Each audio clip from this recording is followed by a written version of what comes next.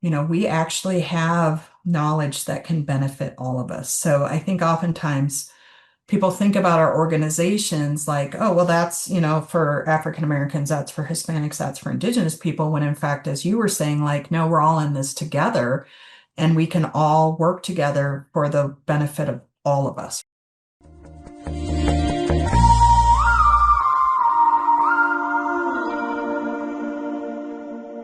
Hello, I'm Karen Horting, Executive Director and CEO of the Society of Women Engineers. Welcome to Diverse, a SWE podcast. We're celebrating National Native American Heritage Month today with Sarah EchoHawk, President of AISES, Advancing Indigenous People in STEM.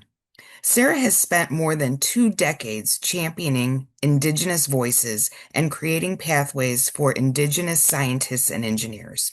Sarah, it's so great to have you back on the show to talk about belonging, allyship, and the current realities of Indigenous people in STEM. Welcome back to Diverse.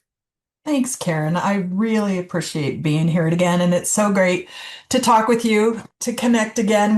Gosh, how long we've been doing this now. So just glad and appreciate the partnership with SWE as always. Yeah, we love our partnership with AISES. There are so many things we rely on as we help serve the Indigenous community in STEM. So thank you for making the time. Oh, absolutely. So, Sarah, I'd like to start and let our listeners get to know you a little bit. So, can you walk us through your career journey and what brought you to this very important work at AISES? Well, sure. Thank you. So first, I should, say I'm a citizen of the Pawnee Nation of Oklahoma, but I'm based in Boulder, Colorado. But I am Indigenous, so obviously that had a lot to do with the role that I'm in. And really, what led me to this point is growing up in a very, very public service oriented family. So my family, the EchoHawk family, which is a large extended family in Indian country, is well known for service to Native people. And so specifically in my family, my dad founded the Native American Rights Fund, which is a legal defense fund for Native Americans. And it was modeled after the NAACP. And it was based in Boulder, Colorado, which is why then I grew up there and not on the reservation in Oklahoma. So really, it was started there with him watching him do that work, really pushing for the rights of Native American people through the legal system. He has contributed a lot to federal Indian law and tribal sovereignty. And again, like throughout my whole family, my uncle was in the Obama administration. My aunt has done like Indian child welfare work. I have extended family that are working in Indian healthcare. So it really is just something of service that we come from. Specifically, in terms of STEM, kind of backed into that. I spent a number of years working for the American Indian College Fund, which supports the tribal colleges throughout the US and Canada. And then I worked for an organization called First Nations Development Institute, which does economic development for Native Americans. And during that time and doing that work, my brother, who happens to be an engineer, has a degree in applied math and aerospace engineering, was serving on the board of AISES. And they were looking for a new CEO. And he said, "Hey, I think you should apply for this." And I said, "Well, what do I know about STEM? I went to law school and business school." And he said, "What we really need is somebody with an expertise in working in Native communities and with Indigenous peoples and understanding nonprofit work." So he had to recuse himself from the whole process, but I went through that and I ended up in the position. So it really was, I would say this is like my third national Native organization that I've worked for in this kind of capacity of serving Native people.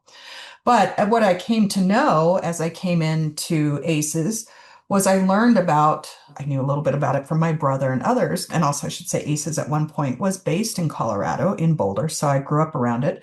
But I came to learn the importance of STEM and for us as a population, specifically how that can help us in our exercise of self-determination and tribal sovereignty for our communities. So it's been a learning journey, but it's also given me the chance to do some incredible work and really help Indigenous people in the STEM fields, which, as we'll probably talk about as we go through this podcast, what STEM has done for Indigenous people and like how we see it and what that lens looks like for our particular population. So That was a lot, but that's how I got here, and now I've been here over 12 years. So, Sarah, can you share just a little bit about the tribal college system? Because I'm guessing a lot of our listeners may not know or be familiar with it, and kind of how that works together then with like pre-college and perhaps beyond. Sure. The tribal colleges, there's over 30 now, and then there's a separate accreditation system for those, and most of them are accredited. I think there are some that are still working on it. That's always happening. But they were initially started in the late 60s, 1960s, and that was really a political turbulent time for Native American people. We were coming off of the end of what is called the termination policy, where the United States government started to systematically terminate tribes. In other words, take away or terminate our status as tribal nations, as these independent sovereign nations within the US. So as that was overturned and you start seeing tribes being reinstated and tribes really asserting their tribal sovereignty and the US government switching its policy then to one of self-determination, meaning supporting tribes, the tribal colleges became part of that. So the creation of the first tribal college, I believe, was Navajo College, but today it's Dene. So it was originally Navajo College was the first one, and then several followed suit. And the idea behind those was to reclaim education, because education had really been a tool for assimilation. The United States government had boarding schools and other things that were really designed to get rid of native culture, replace that with mainstream culture, and to assimilate us. So it was really about reclaiming our identity and reclaiming our education and the education of our kids. So that's where the tribal colleges were born. Fast forward today, like I said, there's over 30 of them. They are essentially colleges like any other college. The difference is that the majority of them are chartered by tribes. There are a couple that are chartered by the Bureau of Indian Education or the Bureau of Indian Affairs, but those are also considered tribal colleges. But again, the majority are tribally chartered, located on or near Indian reservations. With that said, many of the students who attend those institutions are non-Native students as well. So it's not that you have to be an enrolled member or, a Native American to attend. And initially they started as community colleges, but many of them are 4-year and some are even graduate institutions or have agreements with other mainstream universities for graduate and even doctorate programs at this point. I was wondering if there were some of those cooperative agreements. Exactly. Yep. So they're very similar to, like, if with the historically Black college universities, the HBCUs, so very similar, other than being tribally chartered. And to your question about the PK through 12, like tying into that, certainly when they are community based, as many of them are, they are tied then to the schools, the K through 12 schools, right? It's kind of like the tribe is managing their population, if they will, like through their whole educational journey. And that was the point. Yeah. Well, thank you. I think that our listeners will be interested to learn about that. So let's jump into sort of challenges and opportunities and what you're seeing in terms of the current realities facing Indigenous people in STEM today. Sure. First and foremost, before, go into some of the challenges that STEM specific, I just have to say, one of the things, and Karen, certainly we've talked about this, and it's become, more important as we've moved into the future, is just to understand what we've been talking about, which is this unique political and legal status that Native Americans have in the United States and in Canada. Now, we'll talk mostly about what's in the United States, but because we are 570 plus different tribal nations, we are unique in that the Supreme Court and all of the federal Indian law and case law and everything essentially holds that our classification is not race-based. It's based on this unique political status. So that's one thing that we always, need to point out to people and hope that people will understand, is that, we're not a racial or an ethnic minority, that we are citizens of our tribal nations. And each of those tribal nations is unique. So, Native American, yes, is a catch-all term, but there are numerous tribes and tribal nations. So we always work within that, we have to work within that framework. So within that, when we look at the Native American population, we're maybe 2% of the total US population here. And yet, in terms of STEM, we're less than 0.5% of the STEM workforce. So we're not even seeing parity in terms of the representation in STEM workforce. And that has to do with a lot of things, like, as I mentioned, the the education system that, that we had to deal with for so long. And so in retaking, control of our education, allowing tribes the ability to determine what is best for their communities, including their education system, is starting to turn that around. But we still have a lot of rural and remote communities who don't even have access to broadband. The digital divide is still there. We're working on that. So often what we see with many of our kids and folks that are interested in STEM is that they won't have the access or the opportunity that, say, somebody might have in an urban community or a more affluent, right, community. So getting them those opportunities and that access is probably the biggest challenge that we face and still face today. Yeah, I mean, the access, right? We've talked about that so often in our communities, Sarah, about that you've got to see it to be it. Yes. If you don't even have access to what an engineer or a scientist looks like, if you don't have the opportunity to learn what they do, it's going to be incredibly challenging to say, oh, that's what I want to pursue as a career. Exactly. And so that's a lot of what we do too, right? Is trying to hold up those examples and provide the mentorship and give students the opportunity to see what is possible because often they won't have that. I mean, we have students that come to our conference every year who have literally never left their community, let alone been on an airplane, right? And to come to a conference as large as AISES, like last year, we were, well, large for us, not as large as some of the larger STEM organizations, but for us, we were almost 4,000 attendees last year. And for them to come into that, after coming from like a rural area that they, again, have probably never left their community, many of them they're just blown away. Like they had no idea that this was out there and that this is something that is possible for them. So that's a lot of what we do is the opportunity. And then working within those, with the tribes and with the schools, when we talk about opportunity and access, the other challenge is, you have to have STEM educators. And it is hard in a lot of these schools to even have teachers who can provide that curriculum. So a lot of times if our students do in fact get into college and make it to college, they find out that they're woefully underprepared for a STEM major, which means a lot of prerequisites have to be taken. That takes time and money, and often our students don't have that. So they end up opting for a non-STEM field. Again, they're just not prepared. So we're trying to change all of that.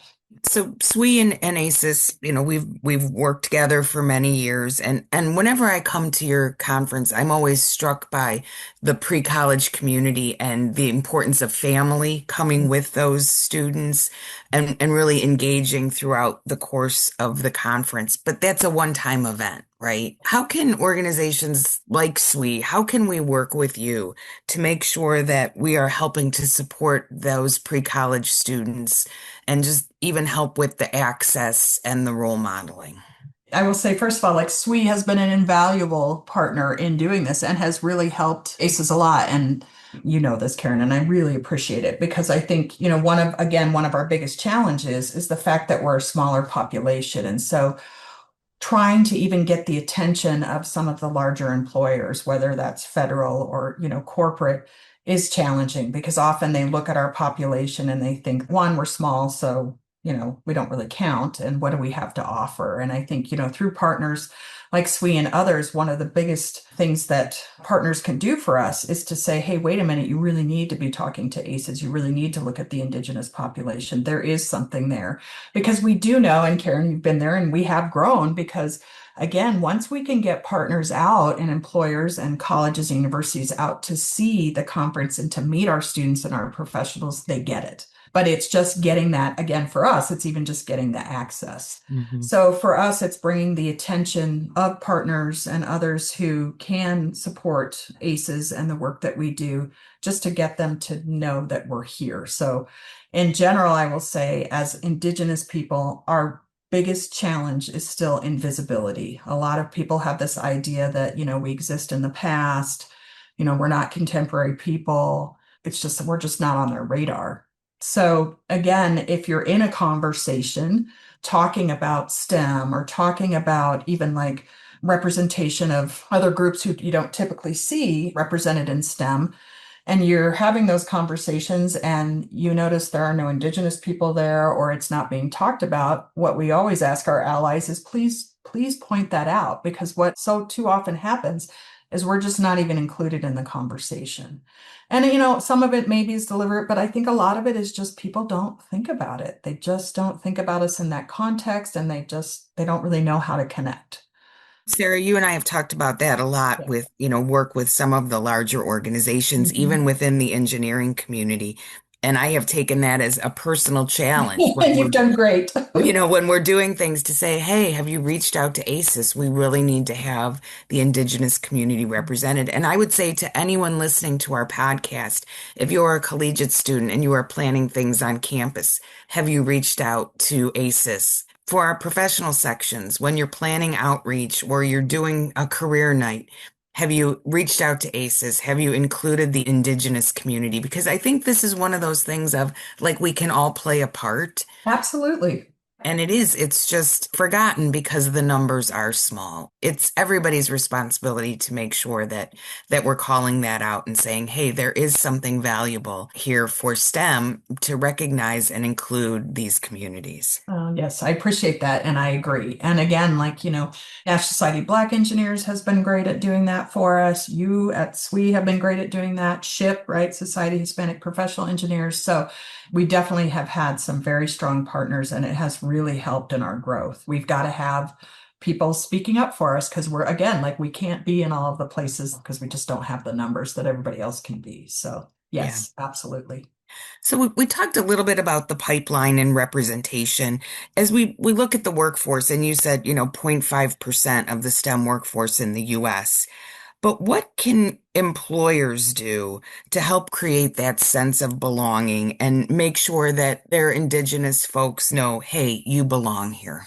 Well, for existing Indigenous employees, I think as you and I both know, like employee resource groups are incredibly helpful and meaningful to help create those connections. And those don't necessarily have to be open just to Indigenous people, right? It's also the people who are interested in learning about Indigenous people and being part of that. I mean, at ACES, as you said, yes, we have a very family atmosphere, but we also everybody belongs at ACES. We call ourselves a family and we invite all people. So I think that, that kind of open mindset for employers too, knowing that they need to create those opportunities for Indigenous peoples to come together, but also the opportunity for people to learn about Indigenous people. Again, our biggest challenge is invisibility and people not understanding the special legal political status we have. I would also say that, for employers, depending on what location you're talking about, they should absolutely be looking to find the tribes or tribal communities that might be in their area. And of course, often their Indigenous employees will know where those are, but they need to make an effort to connect with the communities around their particular location. So I'm in the state of Colorado. We have two federally recognized tribes here, the Ute, Mountain Ute, and the Southern Ute, and we have made connections with them. Obviously, we're Indigenous, but that's what I would recommend to employers in the state of Colorado. And then there are also generally there are a lot of urban groups in all of these major cities. So there'll be Indian centers or community centers that serve Indigenous peoples. And that's another way to establish those connections. And that helps your employees know that you're actually interested in making those engagements and making those connections so that they can either be part of that or at least know that their employer is committed to doing that. And it really is up to, I would say this is true for all of our underrepresented groups, is that while we love to and want to be involved and help out, it really that initiative needs to be taken by the employer themselves, right? Like they need to say, this is a priority. We want to go and figure out how to do this. We want to meet with the tribal communities or the Indigenous communities here and understand who they are around this particular location rather than, you can create the ERG, which is good, but then don't just assume that now that that's their responsibility to go and do that. It really has to be backed up by the leadership in those employers. Yeah. What we always say at Sweet, it's not about fixing the women, right? Right, It's about exactly. learning what their needs are and making sure you're creating a workplace that can address those needs. So same for the Indigenous community. And I would say I can give a testimonial. I've been to your conference many times. I have felt incredibly welcomed. I have learned so much. I had no idea here in Chicago we had a huge Indigenous population and that we had a big center here, and learning from Pam Silas, who was a previous AISES executive director, just learned so much. And really, it's free to learn. Right. And reaching out to local tribal communities and just trying to understand what the needs are and what folks bring that will be valuable to your organization. Exactly. And yes, Chicago definitely has a large Native population and generally what you will find and I get it, people don't know, but again, ACES is here. We're happy to have conversations with people like, hey, we're not sure how to do this. Like, what do you recommend? Do you have any contacts here? The other thing is we have chapters just like SWE, right? So we have over 200 college chapters across the US and Canada, and then we have professional chapters. So we have those networks too that we can plug people into to help get them connected. Because I recognize that that's a tall ask. But if we can get you connected with a network, then yes, you can start having those conversations. You can start learning about those communities depending on where you are. And what you'll find typically is that once you start that journey is that people are very welcoming. It's just, we just don't usually get approached or asked. So people sometimes are a little, like you were saying, apprehensive. Like even people, the first time they come to the ACES conference saying, well, I'm not Indigenous and this is going to be, am I going to feel weird and then you find out that actually these are very welcoming communities and they're very interested in the engagement. Well, I think for all the diversity organizations within engineering, we're open to all. Come, learn. Let's work on these challenges together. Exactly. Absolutely. Yes. And that's been my experience. I have learned so much too from being in this. Like I said, I was, pretty new to STEM and it has been a incredible journey. And I have just found such a tremendous community within STEM that now I'm like hooked and I'm not going anywhere. So Same. yeah.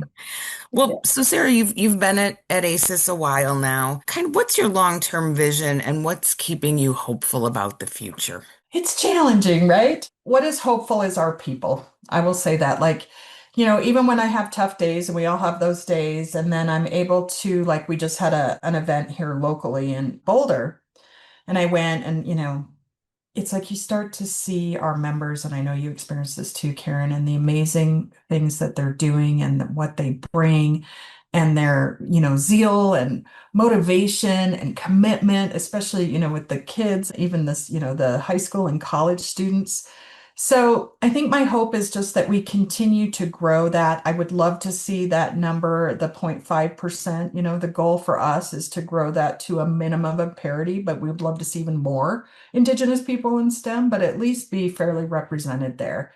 And then for our people, my hope is that we can continue to be these bridge builders between Western science and what I would call as like traditional knowledge or indigenous knowledge, right? So we say we're the first scientists, we're the first engineers, the first architects. All of the knowledge, this traditional knowledge that we have actually has value. And I think, we're starting to see some people understand and recognize that that is actual science, that indigenous science is science, right? I mean, we were mathematicians, right? We were scientists. So you look at the challenges that we're facing as a planet, in the world, climate change, scarcity of water, right? Food scarcity, all of these larger issues that impact all of us. Indigenous people have some of the solutions and figuring out how to work with Indigenous people and bridging again, like Western knowledge with Indigenous knowledge can go a long way to help all of us. And that's really what excites me as I think about, we actually have knowledge that can benefit all of us. So I think oftentimes people think about our organizations like, oh, well, that's, for African Americans, that's for Hispanics, that's for Indigenous people, when in fact, as you were saying, like, no, we're all in this together and we can all work together for the benefit of all of us, right? And Indigenous knowledge certainly holds that. And I'm glad to see that there's that recognition happening. And I will just say one more thing, just like as an example, with wildfires. So we have quite a few members who are working on Indigenous fire science, and that's something that, Indigenous people have had since time immemorial and understanding forest ecology and the need for controlled burns and how to manage, the resources within our forests. And you see that the Western model of forest management has not necessarily worked out so well, right? Not so well. Yes. And so it's like we start to see in some of these universities and some of these federal agencies coming to Indigenous people and starting to learn about Indigenous fire science and how they did that and how that actually helped with managing the forest ecology, right? So that's just one example. So that's what excites me. And that's when I see that and I think about the future and the impact that we can have and how that could potentially help so many more people beyond just our communities. That's what I see as our future vision, right? Where we're all valued and we're all connected. Well, as a citizen of this planet, like all of us are, and seeing the grand challenges that we've got, I mean, you've just touched on a few. I, for one, want everybody who can help provide a solution coming to the table and being given a chance to share their ideas and be part of those solutions because the alternative is not so great. Right. Right. I mean, we, as a nation, like we need to be reaching into every community and trying to get more students engaged and educated in STEM. So it's not just about any one specific community, right? It's about all of us. So every nook and cranny, I say, like we've got to be reaching in, we've got to be finding the kids wherever they are and getting them the resources and the education, the opportunity so that they can go and do that. And that's for the health of our nation and our world. So yes, I absolutely agree.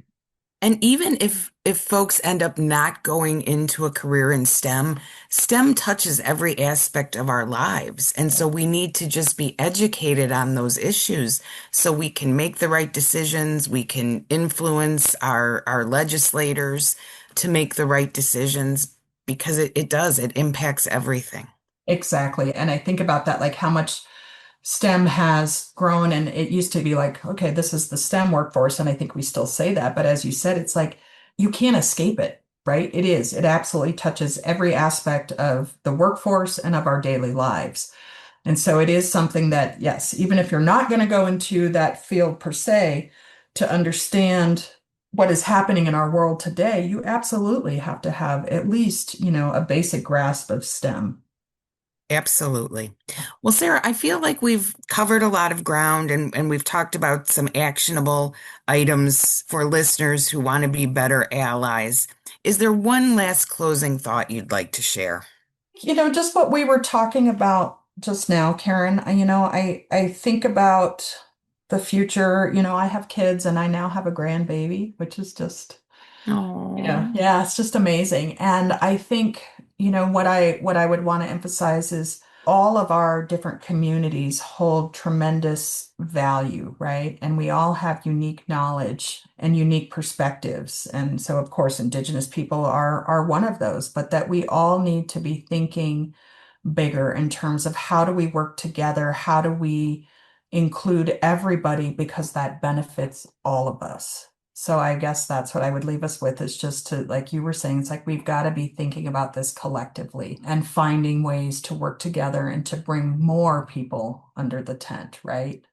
thank you for taking the time to speak with us today. I know I am more energized to get up Monday morning and continue this work because every time we talk, Sarah, I'm more convinced that, SWE and ACES working together is what we need to do, and we need to do more of it because, again, it's the collective impact. We're not going to solve these issues on our own. And as always, I learned something today from our conversation, and I know our listeners did.